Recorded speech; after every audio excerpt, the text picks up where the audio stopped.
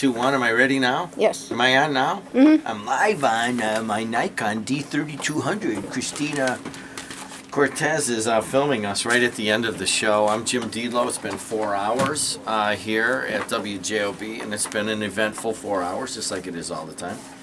Because look, some radio is better than others, but all radio is good.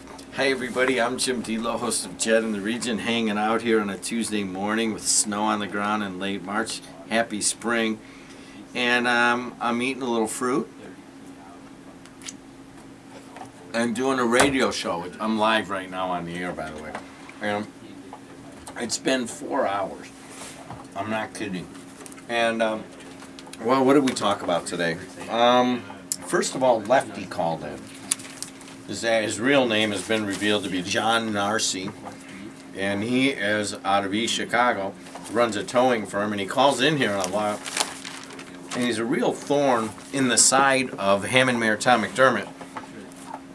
And ostensibly from his calling in on the show, he's actually getting articles in the paper written about him here.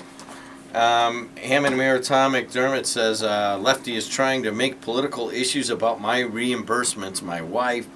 Those are just reckless lies. He says that Lefty just he's upset about wanting to get a towing contract. He says 6 months ago we had towing contracts open, and he was trying hard to set up a lunch with me to mend fences. He didn't get a contract. So he's going after McDermott. He's going to the Lake County Election Board about him paying his wife $30,000 a year for the last 10 or so years or whatever. And he's going at her, and it was pretty good stuff. You can listen to it at jimdelo.podbean.com. Of course, we covered at length the Josh Headley stories, a young man out of Highland who was stabbed and killed, and we had the author of one of the articles, or kind of the main article on this, right here out of the Post-Tribune. Michelle Quinn came in, and here's a picture of Josh and his daughter. Michelle wrote this article, both these articles, and she's writing another one. She talked to Nicole, who is the mother of the little girl here, Adriana.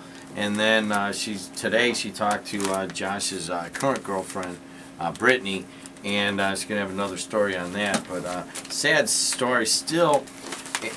As the show is going on, I need to check, but I've been told that they had somebody in the police station. I don't know if they've been arrested or so forth, but we'll get that right after the show. Also, but most of the morning we had Verdley Suggs on. And we also talked about the death of Earl Harris at the age of 73, an administrator in the East Chicago schools. He died. I've been a state legislator 30-some years, I guess since 1982. So Earl just died at the age of 73, and our condolences to the family on that one. But perhaps the topic du jour is the topic du jour that is around the state of Indiana. And that is about the Griffith Panthers. As you well know, the Griffith Panthers basketball team got into a brawl. They got into a fight on February 7th. And that was with Hammond High. And IHSAA Commissioner Bobby Cox canceled their seasons for the rest of the season. Ultimately, Griffith and Hammond went to court and got some lawyers, and now they're back in the tournament. And Griffith has marched on in an exemplary manner, playing very hard-nosed basketball, extremely polite basketball, and they're going to be in the state championship. So the rhetoric downstate is getting pert darn ugly, and I'll tell you a couple things here. And many callers called in, and they were kind of upset about this, but evidently a WTHR here, I think I still have them up here on the computer, and this would be by Indianapolis Star, is basically saying the coach of Gearin Catholic says that some of the parents are calling it Catholics versus convicts, which would be Indianapolis Gearin Catholic versus Griffith Panthers. And they're also saying that the coach was saying things about Griffith. And he's saying, well, I really don't want to play him. It's unfortunate. What did he say? I wish it was somebody else, but it's Griffith. And he had a number of things to say. Well, Thank God we got Gary Hayes for Griffith standing up. Gary Hayes said to be quiet. He said that he comes up in the old days. I was brought up in the old school coaches of the 1970s and 80s to only talk about your team and not the other team. I've always been that way. I don't comment on what other coaches say. So Gary Hayes taking that to heart. Then you got another guy, WTHR, I believe it is, out of Indy, Mr. Kravitz, saying that Griffith, quite frankly, there's no way Griffith should be playing basketball these days. There's certainly no way Griffith should be in a position to win a state championship. He goes on to talk about ill-gotten Griffith gains, but he brings perhaps the biggest bombshell in this story, and that is what IHSA Commissioner Bobby Cox has had to say about this. He's saying, these guys are saying they're playing this game on Saturday, the state championship in Indianapolis, under court order. Who knows what's going to happen, because the IHSAA wants him out still. They're still coming after him, even though a local judge has put Griffith back in the tournament. And what does Bobby Cox say? He says this could take years. He is vowing this. He's saying we're going to continue to do what we think is right.